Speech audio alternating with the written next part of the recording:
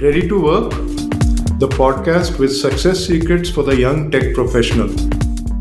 Hello, I am Brij Sethi, and this is the Ready to Work podcast.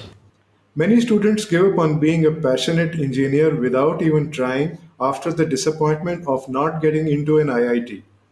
They do not realize that scoring marks in a competitive exam is not the same as being a good engineer and being valued for solving real problems creatively.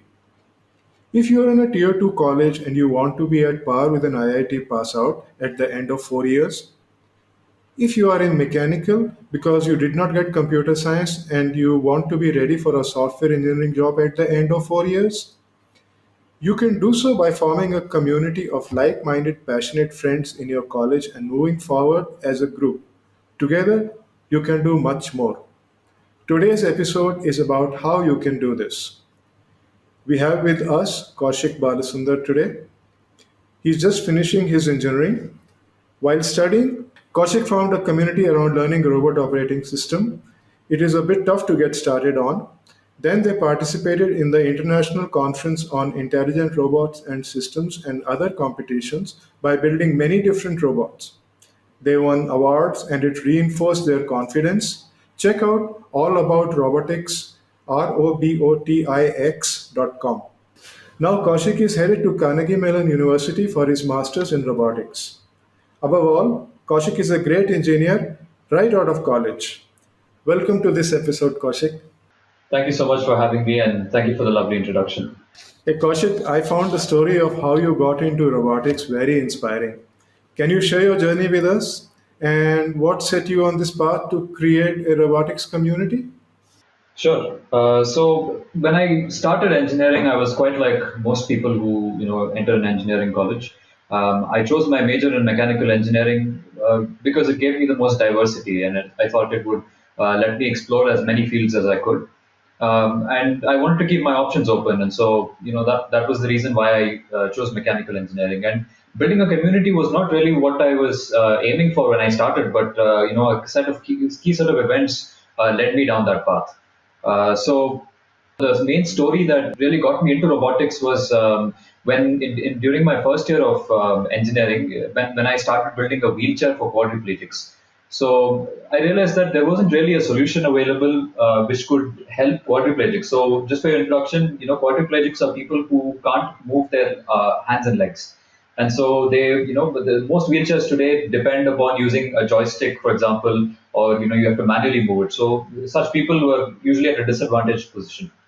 So the first project that I worked on was, to create a wheelchair which could be actuated with the motion of a person's head. And honestly, that was a real problem that I saw and something that I wanted to work on. And luckily for me, there was also a group of people that I found along the way. And when I pitched this idea to my new classmates when I first started engineering, they were all equally passionate about it. And despite us not really having any experience building something of this sort, we said, okay, you know what, let's go in. We'll get our hands dirty and we'll see what we can do about it. And that's where it all began. And it's been a ride since then.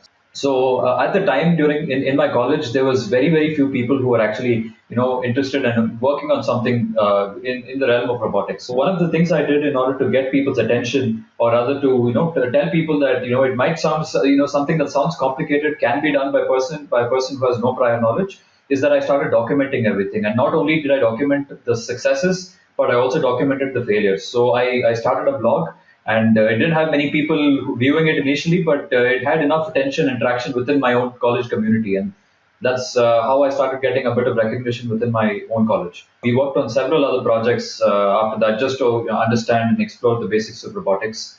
And curiosity kicked in at that point, and there was no mistakes for us because everything we did it with the intention of learning something new.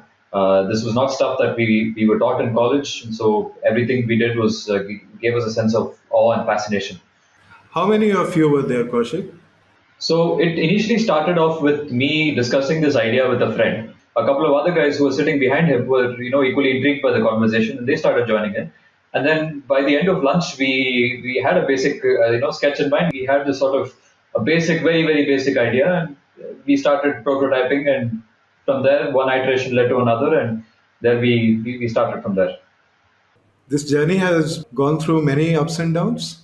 When there's no foundation, there's a lot of things that you have to learn from scratch, and no one's going to teach you these things. And that's one of the most important things that when you do something with a group of like-minded people, that's one of the things that it'll help you with. Because when you get demotivated or when you get stuck at doing something, then it's always good to have a few people who can brainstorm a few ideas with you and always keep you going. And in addition to that, we didn't really have a robotics lab set up in college. So if we had to test something, it was always with our own expenditure. We had to buy everything on our own. We had to split our costs. And one of the great things about being in college and having a bunch of people to work with is that you can split costs, and that really helps because projects like robotics can be quite expensive, and in one way it really helped us do a lot more iterations because we could share our costs, and not only that, but we also had a lot of fun. The mutual learning was quite big. So, what you had was a common goal. For the group of us, it was not it was learning as much as we could, and it was also being able to get into a great master's program after college. Because as and when we started researching more about robotics and the things that people were doing with robotics, we realized that there's a lot for us to learn from getting a master's education. And so we thought that this could be a great way to set our foundations right, to get to build a great portfolio for either getting a job after college or to get a good master's admit. And so from day one, we had one of those as our long-term vision. In addition to that, short-term vision, you also have to have a very clear short-term vision, because a long-term vision, which is a few years down the line, can kind of get blurry in the way. So what we did was we knew that we had to learn as much as possible to build a great portfolio to get into a good master's program or to get a great job. So we needed to have set these short-term achievable goals. And so a great way to do that is by taking part in lots of competitions, because competitions are designed to give you optimal experiences. It has a short-term goal, meaning within a few months, you know what the end goal of the competition is. So if it's a robotics competition, you have to make a robot that does X, Y, Z. Or if it's a software hackathon, then you know what your application is supposed to do. You're given a problem statement, which means a huge part of being in a community or thinking of problems is actually understanding what to work on. So if you have a competition that gives you a problem statement, that makes things a lot clearer. So having a problem, having a clear set goal, and having feedback. So usually a competition is set into a bunch of various stages, right? So each stage gives you feedback on how you're doing. So you can always reiterate and keep changing your strategy accordingly. And it's a great way to keep your community engaged, meaning that if there's a group of people, there's always a set of goals to meet, and there's deadlines. Because if you don't have deadlines, then there's no way you can get anything done. So competitions are a great way because they set time-bound pressure, and they set time-bound goals and targets for you, and makes things a lot easier. As we took part in more and more competitions, we had people from various backgrounds coming in as well. So we had people who got background in coding and electronics and power systems and so on. And so we were able to learn off of each other and feed off of each other's knowledge. So when you have that transfer of knowledge coming in, then coming and being a part of that community becomes an intrinsic reward in itself. So I guess the community takes on a life of its own after a while, but in the beginning, somebody has to nurture it, and the person who has to nurture it has some doable action, some things that she or he has to take care of. You've been stating them, but it would be so nice if you can recap once again. What would somebody who was wanting to set up a community for learning and doing, what would she need to do? One of the key things for someone to set up a community is finding that core group of people, because that's the crux using which it's kind of radiates energy outwards, and the entire community grows from that key nucleus. So always find the right people that can keep a positive atmosphere within your community, first thing. Then the second thing is you need to have short-term goals and long-term goals. So short-term goals keep the entire community motivated, and long-term goal gives you a sense of purpose. Always it helps to have some sort of external support from people. So this could be through your college management. You could go and approach them for some sort of funding to buy equipment, or you could approach external agencies who are willing to sponsor projects.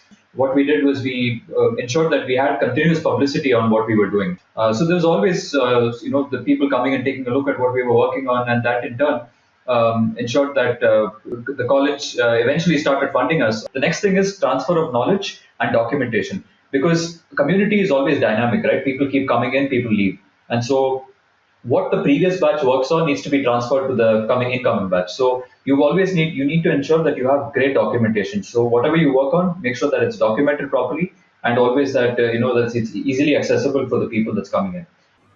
Yeah, I so much agree with you. And one of the thoughts that occurred to me was that, it in the initial takeoff, it takes a whole lot of energy, and it has to be worth it for that reason. But once it has taken off, then it can manage with lesser energy and lesser commitment also.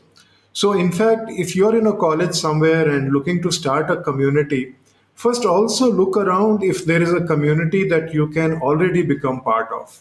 Or if there is a community that has flagged because maybe the founder of the community has also gone off to Carnegie Mellon, then maybe you can take it upon yourself to revive that community or make sure that it again comes back to its glory.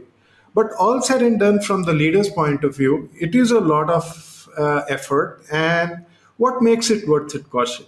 Key takeaway for me of why it's so rewarding to be a part of a community is that you directly get to impact a lot of people. The second thing is for people who want to get into entrepreneurship, creating a community is the best way to sort of get a flavor for what the various aspects of entrepreneurship looks like. But eventually, the key principles the principles that are required to get a company going or a community going is attracting a great group of people. Moreover, it's a lot of fun creating something from scratch because something you get a you get a sense of identity for yourself because people know that you've made an impact and you've got limited time in this world to do something with it. So this is a great way to leave your mark behind. For people who are in isolated colleges, so maybe say you're not in the buzzing middle of say technology centers, COVID showed us a great way to get virtual communities up. So you don't have to be in the same place for you to be a part of a community. So one of the great things about technology today is that it connects people that are at different geographies. And all we did was we put one post on LinkedIn saying, we are conducting this workshop. If you're interested, come join us. And within say 2-3 days, we got over 60 registrations, and we formed a great virtual community. These people were from all over India, a few of them from the US, from Singapore, that joined us, and we created this virtual platform on a platform called Discord. So if you've heard of Discord, it's basically a platform where you can have multiple people join in, and you have these voice channels, and you have a bunch of great tools for communication. And so after the workshop as well, the workshop was so successful that we continued engaging with these guys after the workshop. We gave them a bunch of projects to work on, and to date we are still all very connected, and we continue to share ideas.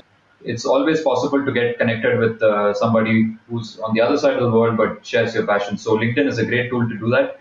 Kaushik, that was very, very valuable because not everybody is in a happening place.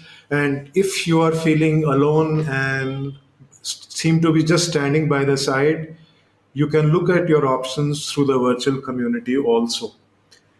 And I hope that our listeners have had a chance to think about what they could be doing with these ideas.